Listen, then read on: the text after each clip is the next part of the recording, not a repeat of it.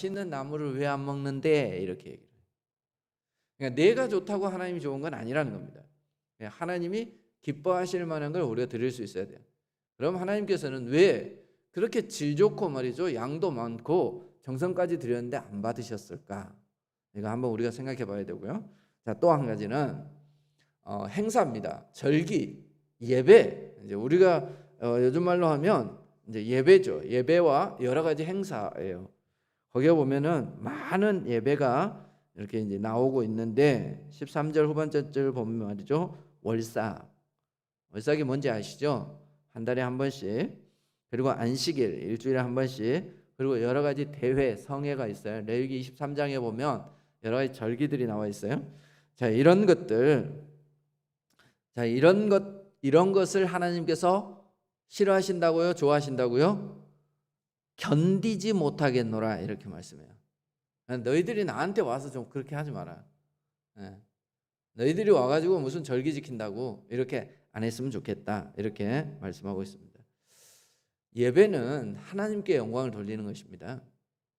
그런데 말이죠, 예배 중에서 우리가 은혜를 받았다고 할 때 보통 사람들이 언제 은혜를 받았다고 하느냐 하면 오늘 설교가 좀 마음에 와닿았어. 그러면 은혜를 받았다고 해요. 자, 근데 우리가 이제 이게 잘 새겨 들어야 돼요. 목사가 하는 설교가 하나님의 말씀일까요? 아닐까요?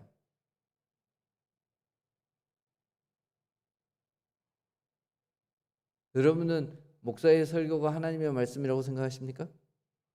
네. 목사의 설교는 하나님의 말씀이 아니라 목사의 말이에요. 하나님의 말씀 뭐예요? 성경이죠. 하나님의 말씀을 목사가 풀어주는 게 설교예요. 설교가 다 하나님의 말씀은 아닌 거예요. 그러니까 우리가 여기서 잘 구분할 수 있어야 되는데 이게 잘 안 되니까 어때요?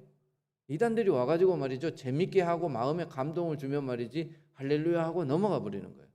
그래서 우리가 하나님의 말씀을 잘 구분할 수 있어야 되는데 한국 이 성도들은 말이죠, 굉장히 순종적이에요. 그래서 목사 설교가 다 하나님의 말씀인 줄 알고 아멘 하고 목사님이 설교를 했는데 딴 사람 그거 아닌 것 같은데요 이러면 저건 버릇이 없다 이렇게 하고 저게 막 이상하게 배웠다 막 이렇게 얘기하고 막 믿음이 없다 그러고 막 그러잖아요. 사실은 우리가 하나님께 예배를 드릴 때 말이죠, 그 예배는 내가 목사의 설교를 듣고 오늘 좀 재밌네 혹은 내게 좀 감동이 되네, 그렇다고 해서 그게 은혜가 되는 건 아닌 거예요. 그러려면 말이죠, 우리가 회개하라는 하나님의 그 말씀이 우리의 가슴에 박히고 우리가 회개를 하고 돌아서고, 이게 진짜 은혜인 거예요. 그죠? 헌신을 요구하는 그 말씀이 우리에게 선포되어질 때 내가 정말 이 사람은 싫어. 하지만 하나님께서 사랑하시라고 하니까 내가 사랑해야 되겠다라고 하는 것, 그래서 그렇게 사라지는 게 은혜인 거예요. 그러니까 내가 내 뜻대로 사는 게 아니라 하나님의 뜻대로 사라지는 게 은혜인 거잖아요. 내가 내 뜻대로 살면 나중에 끝이 어디예요? 지옥 가는 거지. 그런데 하나님의 뜻대로 살다 보니까 우리가 하나님 나라에 가게 되고 하나님과 더불어 살아갈 수 있는 거죠. 이게 은혜인 거잖아요. 그렇죠? 그런데 우리가 많은 경우에 예배를 자기중심적으로 해석해요. 그래서 오늘 예배는 좋았다 나빴다 우리가 이렇게 판단하는 거지. 찬송을 했는데 막 오늘 무지하게 기분이 좋았어.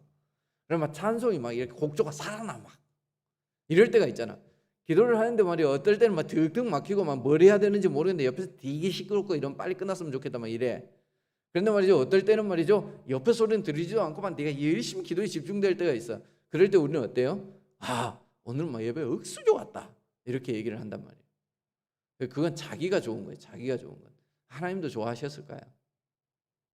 이제 그게 중요한 거죠. 그래서 하나님이 받으시는 예배인가 아니면 내 기쁨을 채우는 예배인가? 하나님께서는 이것을 견디지 못하겠다 이렇게 말씀을 하세요.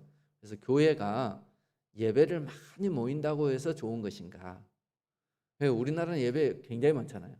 그죠? 매일 새벽에 모이죠. 수요 예배 하죠. 그것도 부족해서 금요기도 해야죠. 가정에서도 해야 된다. 그래가지고 구역 예배도 하죠. 주일날도 말이죠, 한 번만 모이면 안 돼요. 그래서 오전에도 모이죠, 오후에도 모이죠. 엄청나게 많이 모여요. 그러다 보니까 주로 우리가 어떤 느낌이 들어요? 피곤하다 이런 느낌이 들어요. 그죠? 안 그렇습니까?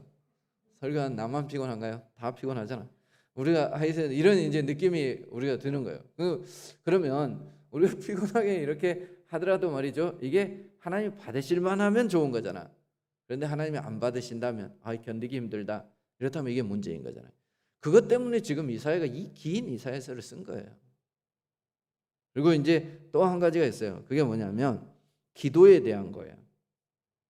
15절 말씀해 보세요. 너희가 손을 펼 때에, 보통 이스라엘 사람들이 기도를 할 때 손을 펴고 기도합니다. 솔로몬도 성전을 지어놓고 하나님께 그렇게 기도하죠. 하나님, 우리가 혹시 죄를 지어가지고 포로로 잡혀간다 할지라도 거기에서 하나님의 성전을 향해서 손을 펴고 기도할 때 우리의 기도를 들으시고, 기억나시죠? 이렇게 유대인들은 이렇게 손을 펴고, 이 손을 펼 때라는 말이 기도한다는 거예요. 그런데 하나님께서 내 눈을 너희에게서 가리고, 너희가 기도해도 내가 가릴 거라는 겁니다. 그리고 많이 기도할지라도 내가 듣지 아니하리니. 기도는 길게 하는 게 좋아요? 짧게 하는 게 좋아요? 신실한 사람일수록 기도를 많이 해요. 그리고 길게 해요. 그런데 하나님께서 기도를 많이 하고 길게 하고 말이죠. 손도 이렇게 열심히 들고 기도하고 그렇게 하는데도 불구하고 하나님께서 내가 듣지 아니하리니 이렇게 말씀해요. 이게 뭐가 좀 문제가 있는 거잖아요. 이게 이제 한번 정리를 해볼게요. 세 가지를 지적하고 있는데요. 보통 이런 사람을 우리는 믿음이 좋은 사람이다. 그리고 이런 사람이 교회에 있어야지 교회가 세워진다. 이렇게 생각하는 사람들이야. 어떤 사람요? 질적으로도 양적으로도 헌금을 많이 하는 사람. 그리고요, 모든 예배에 빠지지 않고 참석하고 교회 행사가 있을 때마다 와서 열심히 돕는 사람. 이런 사람들이 있어야 돼요. 그리고요, 교회는 역시 기도입니다. 그래서 하나님께 많이 기도하고 그리고 간절히 기도하는 사람. 그럼 떠오르는 사람이 누구예요? 나야 나. 이런 사람 있죠. 다 그래야 돼요. 그래야 이게 이제 좋은 교인들이 많은 교회예요. 그런데 하나님께서는 뭐라고 말씀하세요? 너희들이 내 마당만 밟는다. 예배당 좀 오지 마. 이렇게 말씀하시고요. 그리고 너희들이 드리는 그 제물의 피 냄새, 이건 내가 질렸다. 이렇게 말씀하세요. 그리고 너희들이 드리는 그 기도는 내가 듣지 않겠다. 이렇게 말씀하세요. 그럼 이건 뭐가 문제가 있는 거잖아. 왜 그럴까요? 아모스 8장에 보면 말이죠. 이 부분에 대해서 비슷한 게 이제 아모스나 미가나 이런 사람들, 미가서나 이런 걸 같이 봐보세요. 거의 뭐 이렇게 동시대에 쓴 그 활동했던 선지자들이기 때문에 그 내용이 거의 비슷비슷해요. 하나님께서 이제 왜 이들의 예배에 대해서 이렇게 아주 막 혐오하는 것처럼 이렇게 말씀을 하시는가? 그들이 이렇게 생각하는 거예요. 야, 우리가 하나님께 예배는 드리러 가야지. 월삭에 참석하고 안식일에 참석해요. 그리고 나서 그들이 뭐라 그러냐면 우리가 빨리 이것을 마치고 나가서 저울을 속이고 장사해서 이윤을 남기자. 이렇게. 뭔지 아시겠죠? 그러니까 하나님께서 받으시는 것은 말이죠. 그들의 예배보다 더 중요하게 생각하는 게 뭐냐면 예배자인 겁니다. 어떤 사람이 예배를 드리느냐, 여기에 하나님께서 관심을 가지시는 겁니다. 어떤 사람이 여러분한테 와가지고 말이죠, 내가 당신 사랑하는 줄 알죠? 내 마음이 이렇게 당신에게 향해 있어요. 이렇게 얘기하는 사람이 있어요. 그래서 정말 마음으로 자기를 사랑해 주는 사람이 있어요. 그리고 또 어떤 사람은 이렇게 하는 거예요. 그 사람에게 말이지, 내가 너에게 할 도리는 한다. 하지만 내 마음까지는 바라지 마라.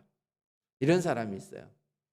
이게 이제 내 배우자라면 말이죠. 내 남편이나 내 아내가 여보, 내가 아내로서의 도리는 남편으로서의 도리는 할게. 돈 필요하면 내가 열심히 벌어다 주고, 그리고 집안 청소하라 그러면 내가 열심히 청소도 하고, 밥 해주라 그러면 밥도 해주고, 뭐 자식 키우라 그러면 자식도 키우고. 그런데 내 마음까지는 원하지 마요. 이게 좋아요? 아니면은 내가 좀 능력은 없지만 말이지, 그래도 내가 당신을 향한 마음이 얼마나 큰지 내가 최선을 다해서 내가 할 수 있는 한 당신을 사랑하고 또 그렇게 살겠소. 이게 좋아요. 에? 그래도 20억짜리 아파트가 나아요? 그러니까 이제 그런 거지. 이게 꼭 하나님한테 하나님 내가 할 일은 다 합니다. 헌금요. 그러면 내가 갖다 바치겠습니다. 시간 필요하다 그러면 내가 가서 헌신하겠습니다. 예배 드리라고 그러면 내가 열심히 해. 그리고 말이죠. 그 다음에 뭐 이제 내 마음까지 달라 그러지는 마세요. 그러면서 그 마음은 어디에 있어요? 세상에 있는 거예요. 세상에 있어서 그것을 자기가 사모하고 말이죠. 더 많이 돈을 벌어야 되는데 예배를 드리고 있어요. 찬송은 열심히 하면서도 숫자가 나올 때마다 맞아 2억 3억 막 이러면서 그렇게 하는 거지. 그래서 결국은 나가서 어떻게 해요? 자기가 이제 장사하는 사람이 다 이러지는 않아요. 그런데 그건 이제 비유로 하는 거죠. 장사하는 사람이 저울을 속여가면서 남에게 부당한 이익을 취하는 이런 삶을 산다는 겁니다. 그러면 이제 우리가 아까 드렸던 그 예배에 대해서 죽었던 사람들의 예배에 대해서 우리가 한번 생각해 봐요. 그럼 가인은 왜 하나님께서 받지 않았겠어요? 가인은 말이죠. 그 성질머리가 지 동생이 하나님께 제사를 드렸는데 동생의 제사는 받고 하나님 자기 제사는 안 받았다고 동생을 때려 죽였어요. 그게 뭐 욱하는 감정에서 하루아침에 나오는 거예요. 성질머리가 평소에 그랬던 거죠. 아나니아와 삽비라는 말이죠.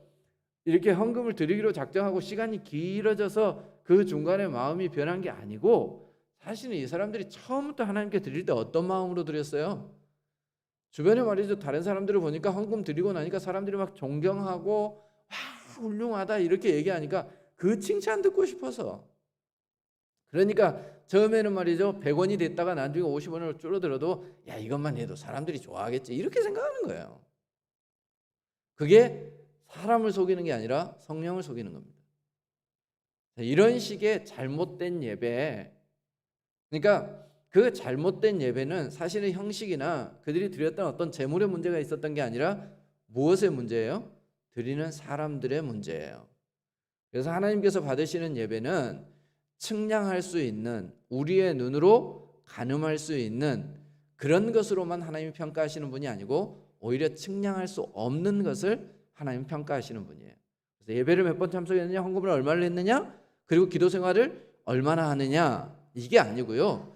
그 안에 정말 하나님께서 원하시는 것들이 담겨져 있느냐, 그렇지 않느냐 이게 중요한 거예요. 그래서 이제 이사야가 이 백성들에게 지적하는 내용들은 바로 그런 것입니다. 하나님은 이제 이 말씀을 보면 와 하나님 막 재물에 질렸다 이러시는 걸 보면 하나님 제사를 싫어하시는가? 하나님 기도를 듣지 않겠다 이러면 우리가 막 큰 소리로 기도하고 막 손 들고 기도하고 이러면 하나님이 야 시끄럽다 좀 조용히 해라 이러시는 분인가? 우리가 막 예배 때마다 막 찾아가고 이러면 하나님께서 왜 마당만 밟냐 이렇게 말씀하시는 거 보니까 우리가 오는 거 막 하나님 귀찮아하시는가? 그렇지 않습니다. 하나님이 예배를 좋아하시고 하나님 재물도 좋아하시고 우리의 기도도 좋아하시는 분입니다. 그러면 어떤 것을 좋아하시는 거예요? 바른 것을 좋아하시는 거예요. 우리가 바르게 하나님께 드리고 바르게 예배하는 거예요. 예배 자체를 싫어하시는 게 아니에요. 하나님 예배를 통해서 영광 받으시는 것을 기뻐하시는 분입니다. 그런데 우리가 그 예배를 어떻게 만들어버린 거예요? 망쳐버린 것입니다. 내가 아무리 케이크를 좋아해도 말이죠. 그 케이크 위에 재가 뿌려져 있다면 그 케이크를 먹겠습니까? 그걸 보고 기분이 좋겠습니까? 오히려 마음이 더 상하는 거죠. 그죠? 누군가가 말이죠. 내가 뭘 좋아한다고 그래서 가져왔는데 그게 잔뜩 지저분해진 것을 나한테 들고 와요. 그럼 그게 나를 위하는 거예요? 놀리는 거예요? 조롱하는 거죠. 그러니까 우리가 하나님이 제사를 좋아하고 예배를 좋아한다고 말이죠. 나와서 뭔가 형식을 갖추고 이렇게 최선을 다하는 것처럼 보여지지만 사실은 그 안에 하나님이 원하시는 것이 담겨져 있지 않다면 하나님은 그것 때문에 오히려 더 상처를 받으시는 겁니다. 그러니까 이 당시에 제가 말씀드렸던 것처럼 우시야 이 시기에는 말이죠. 괜찮았어요. 잘 살았다니까요. 요담 잘 살았어요. 아스 넘어가서 좀 힘들었지만. 그러니까 이 잘 사는 시기였습니다. 그러니까 그들이 풍성했고 살찐 짐승을 드릴 만한 여유가 있었습니다. 자, 그런데 잘 생각해 보세요. 우리나라의 예배와 그리고 이사야가 예언하던 이때의 제사가 좀 닮았다고 생각하지 않습니까? 우리도 얼마나 예배가 많아요. 그리고 교회들이 요즘은 말이죠, 여유가 있기 때문에 헌금도 잘합니다. 그리고 기도의 시간들도 많이 있습니다. 종교적인 열심들이 많이 있습니다. 그런데 과연 하나님이 기뻐하실까? 어쩌면 하나님께서 이사야 같은 선지자를 말이죠, 이 시대에 우리에게 보내서 똑같이 말씀하시지 않을까? 이런 염려가 우리 가운데 없습니까?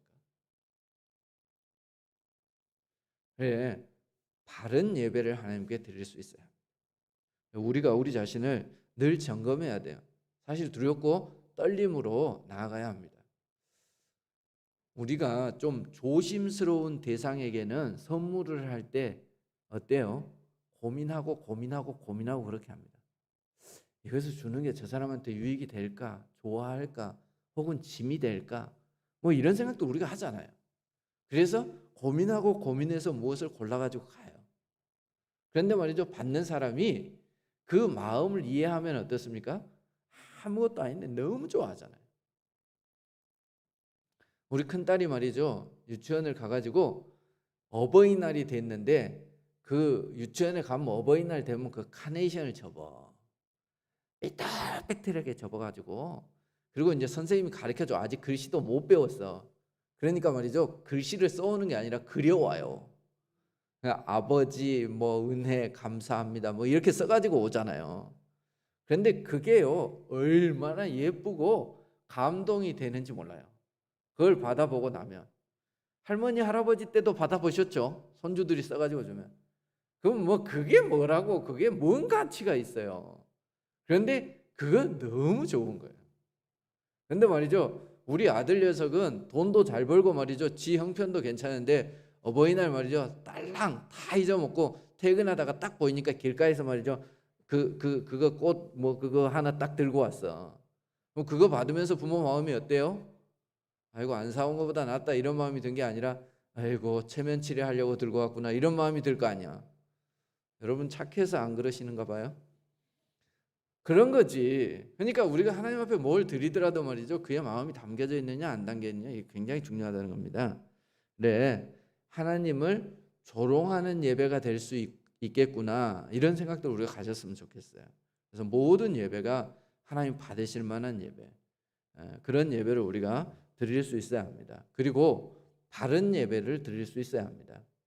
요한복음 4장에 말씀하고 있는 것처럼 말이죠, 우리가 드려야 할 예배는 신령과 진정으로 드려져야 할 예배입니다. 그래서 우리의 마음을 다 해야 되고요, 그리고 가장 좋은 것으로 하나님께 드려야 합니다. 뿐만 아니라 바른 방법으로 드려야 합니다. 그게 신령과 진정입니다. 하나님 앞에 가장 좋은 것으로 바른 방법으로 드릴 때 그게 하나님께 영광이 되는 줄 믿습니다. 자, 그래서 이제 보이는 것보다, 측정 가능한 것보다 오히려 측정되어지지 않지만 본질적인 것에 집중하는 우리들이 되자. 자, 그리고 만약에 그것을 깨닫게 되어졌다면 어떻게 해야 되느냐? 17절을 한번 보세요. 16절부터 보겠습니다. 여기 보면 9가지가 나와 있는데요, 16절에는 4가지가 나오고 17절에는 5가지가 나와요. 너희가 스스로 씻으며 스스로 깨끗하게 하며 악한 행실을 버리며 행악을 그치고. 이것은 과거에 그래 해야 된다. 이렇게 해야 된다. 스스로 씻고 스스로 깨끗하게 하고 악한 행실을 버리고 행악을 그치고, 이 일들을 해야 돼요.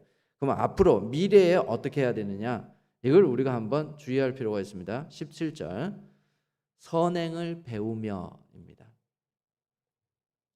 자, 하나님께서 왜 그 예배를 받지 않았다고요? 그 예배자가 마음에 안 들었다는 겁니다. 그럼 그 예배자는 어떤 삶을 살아야 되느냐? 가장 먼저 얘기하는 게 착해야 된답니다. 착해야 된다. 예수 믿는 사람들이 말이죠, 선을 행해야 된다.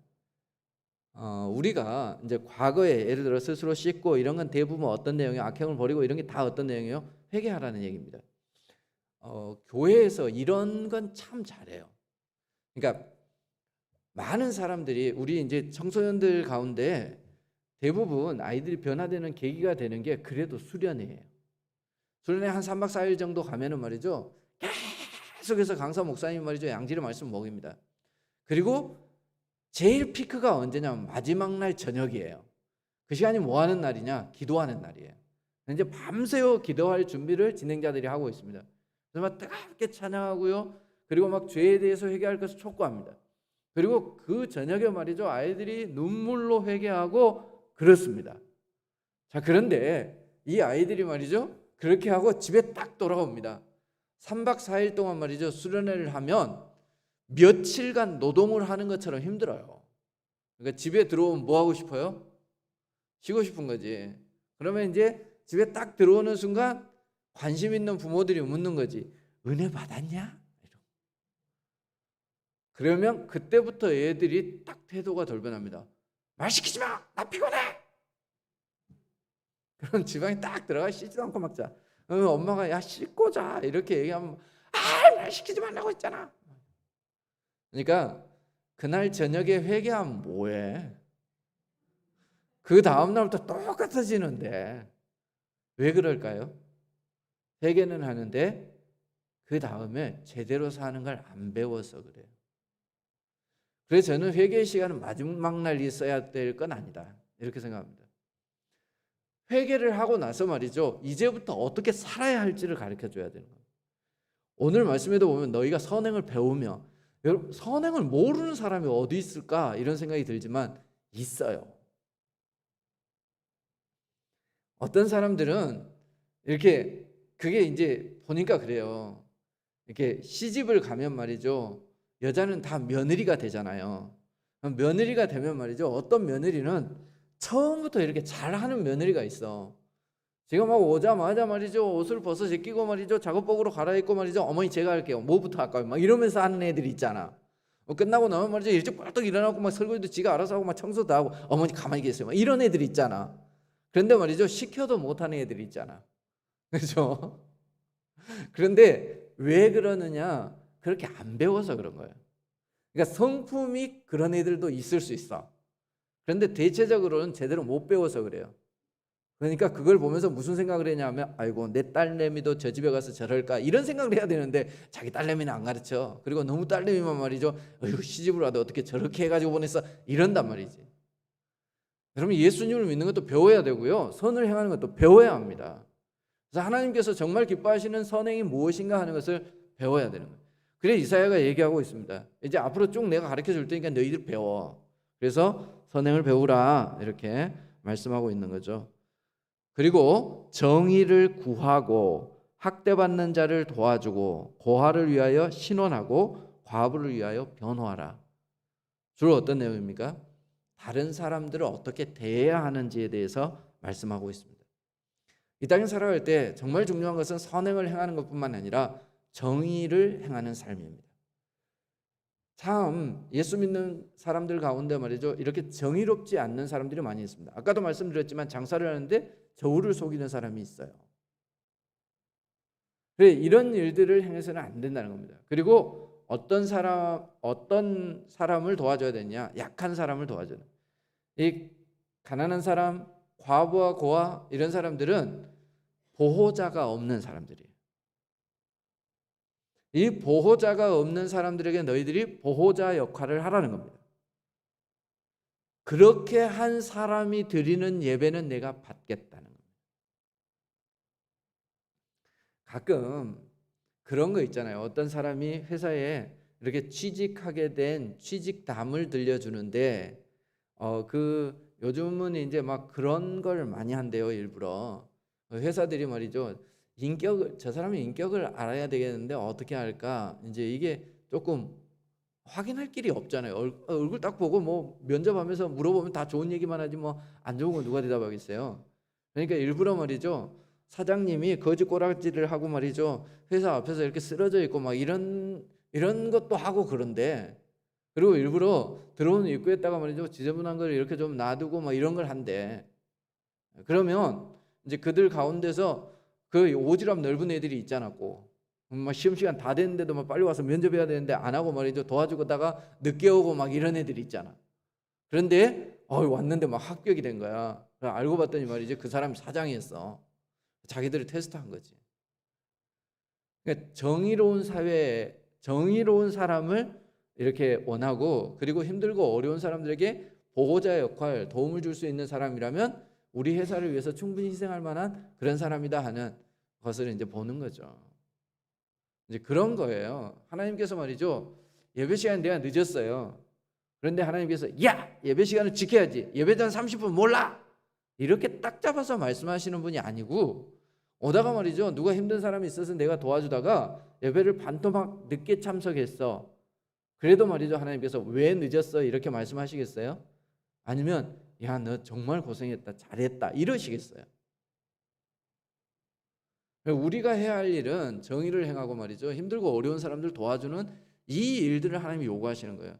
그러니까 너가 나에게 형식을 갖추고 질적인 예배를 드리고 정성을 다하고 그렇게 하는 것처럼 너가 너의 이웃들에게도 그렇게 사랑해라. 그런 사람의 예배를 내가 받겠다. 이렇게 말씀하고 계시는 거죠. 그래서 예배는 어떤 의미에서 우리가 흔히 말하는 삶의 예배라는 것을 많이 얘기하잖아요. 삶의 예배라는 게 뭐냐? 막 교회에서도 예배하고 우리의 일상 가운데서도 예배하고 막 언제나 찬송하고 언제나 기도하고 이게 삶의 예배라기보다는요. 우리가 삶 자체가 하나님께 드려지는 삶이 된다는 거죠. 그러니까 선행을 행하고 정의롭게 행하고 그리고 이웃을 사랑하는 이런 삶을 살아가는 것 자체가 하나님께 드려지는 거죠. 그 드려지는 것이 곧 예배다. 이렇게 말씀하고 있습니다. 우리나라는 교육이 백년지 대계라는데 너무 자주 바뀌어. 교육부 장관 바뀔 때마다 바뀌고 대통령 바뀔 때마다 바뀌고 막 이래. 그래서 막 어떤 애는 말이죠. 내신을 열심히 준비해 놨는데 이제 요즘은 전체적으로 분위기가 내신은 좀 변별력이 없다. 왜냐하면 이렇게 힘 있는 사람이 내신을 만들어 버린다. 처음에 이제 내신을 만들 때는 그게 아니었어요. 저는 학력고사 시대였어요. 그때는 전부 다 똑같이 시험 봐가지고 말이죠. 점수 나온 대로 이제 학교 갔어요. 그런데 그 이후에 보니까 학교 성적은 좋은데 학교에서는 열심히 성실하게 했는데 수능 망쳐가지고 그 한 번 때문에 말이지 이렇게 떨어지는 건 너무 억울하다. 그래서 평소에 성실하게 학교 생활을 잘했는가를 평가하는 게 이제 내신이잖아요. 잘 모르세요? 하여튼 그래요. 평소에 학교 생활 잘하고 점수가 좋고 말이죠. 활동이 좋고 이제 이런 애들을 뭐 이렇게 종합적으로 봐가지고 이렇게 내신 뽑아. 그리고 이제 그게 아니고 이렇게 시험만 봐가지고 이제 내일 수능인 거 아세요 혹시? 네, 내일 수능 보는데 내일 이제 수능을 보면 그 시험 성적만을 가지고 뽑는 그런 전형이 있단 말이에요. 어떤 게 더 이렇게 공평하다고 생각하세요? 두 개 다 비슷해요? 네. 그래 요즘은 이제 진짜 공평한 것은 시험으로 뽑는 거다 이래가지고 전부 다 수능으로 넘겨야 된다 막 이렇게 얘기를 해요. 왜냐하면 하도 돈 많은 엄마들이 말이지 내신을 조작을 많이 한다네. 자기가 고치는 건 아니겠지만 하여튼 뭐 그런 게 있어요. 그런데 제가 볼 때 하나님은 내신으로 뽑으실까요? 수능으로 뽑으실까요? 하나님 내신으로 뽑는 거예요. 하나님 내신으로. 왜냐하면 하나님 제대로 평가하실 수 있는 분이기 때문에. 그러니까 하나님이 예배를 받을 때 말이죠. 그 예배를 수능식으로 보고 이렇게 뽑는 게 아니에요. 야 오늘 예배 네 기차게 잘 드렸다 이러고 받는 게 아니라는 겁니다. 그럼 평소의 삶. 그래서 내가 평소의 삶은 개차반인데 예배를 잘 드리는 것 그것은 하나님을 속이는 것입니다. 아나니와 삽비라하고 똑같아요. 그런 예배는 하나님 기뻐하지 않으시는 거예요. 그래 우리가 말이죠. 막 찬송도 엉망으로 곡조도 잘 못 맞추고 기도를 하라고 하더라도 말이죠. 더듬거리고 그리고 하나님 앞에 드릴 것이 없어서 과부의 두 랩돈처럼 말이죠. 초라해서 남들 앞에 보이지도 못하고 헌금을 해야 되는 그런 상황이라 할지라도 그의 삶이 하나님 앞에 바로 서 있다면 하나님께서는 그의 예배를 받으시는 겁니다. 이렇게 우리가 알고 있음에도 불구하고 실제로 우리는 많은 사람들을 반대로 평가합니다. 그리고 나도 그 반대로 행하는 경우들이 많이 있습니다. 그럴 때 하나님은 우리 가운데 말이죠. 이렇게 이사야를 보내셔서 하나님께서는 책망하실 겁니다. 우리 자신의 예배를 잘 한번 살펴보세요. 저는 그렇다고 생각합니다. 오늘 이 말씀은 말이죠. 너무너무 단순하고 쉬운 거잖아요. 착하게 살아라. 하나님 기뻐하시는 인생을 살아라. 그러면 그런 너가 와서 드리는 예배는 내가 받겠다. 그런데 너가 세상 가운데서 잘못 살고 말이죠. 개차반으로 살다가 나한테 와서 아닌가 참 하고 드리는 것을 보는 것이 내가 너무 역겹다. 이 말씀이시잖아요. 내 예배는 어떠한가? 그것은 곧 드려지는 이 예배의 장소에 드려지는 공적인 예배를 하나님 말씀하시는 게 아니라 내 삶에 대한 질문인 것입니다. 네 삶은 어떻니? 정의롭지 못하게 살면서 하나님께 제사를 드리는 것은 하나님께서 그 예배를 가증히 여기시는 거기 때문에 그것은 우상 숭배와 같습니다. 그래서 정의롭게 살고 선을 행하면서 하나님께 예배를 드려야지 하나님 기뻐하신다. 우리의 삶은 제사, 제물, 기도의 양, 질 이런 것에 있는 게 아닙니다. 우리의 삶에 있습니다. 하나님이 받으실 만한 예배자가 되십시오. 그러면 하나님께서 우리의 예배를 받아주실 줄 믿습니다. 기도하겠습니다. 그러신 하나님, 우리가 이 땅에 살아가면서 모든 것을 내 중심적으로 살아가고 있습니다. 혹여 예배조차 그렇게 여기고 있지는 않습니까? 내가 좋아하는 방식으로 내 마음이 채워졌다면 하나님도 기쁘시게 받으셨을 거야. 이런 마음으로 우리가 예배하고 있지는 않습니까? 하나님은 예배하는 순간만을 지켜보고 계시는 분이 아니고 우리의 삶 전체를 감찰하고 계시는 분임을 저희들이 믿습니다. 그러므로 우리의 삶이 온전히 하나님께 드려지기에 부족함이 없는 그런 바른 삶을 살아갈 수 있도록 도와주옵소서. 이사야 시대에 많은 백성들이 하나님의 백성으로서 충분한 자격을 갖추고 있는 것처럼 보여지지만 하나님께서는 오히려 그들이 나아오는 그 길을 향해서 내 마당만 밟는다. 내가 너희들이 드리는 그 예물을 견디지 못하겠다. 이렇게 말씀하셨습니다. 혹여 우리의 예배가 그러하지는 않습니까? 하나님, 우리가 늘 우리 자신을 바라보며 겉으로 드러나는 측량할 수 있는 것에 집중하는 것이 아니라 측량할 수는 없지만 하나님의 마음에 들고 합당한 하나님이 받으실 만한 그런 예배의 소유자가 되어질 수 있도록 도와주옵소서. 예수님 이름으로 기도하옵나이다. 아멘.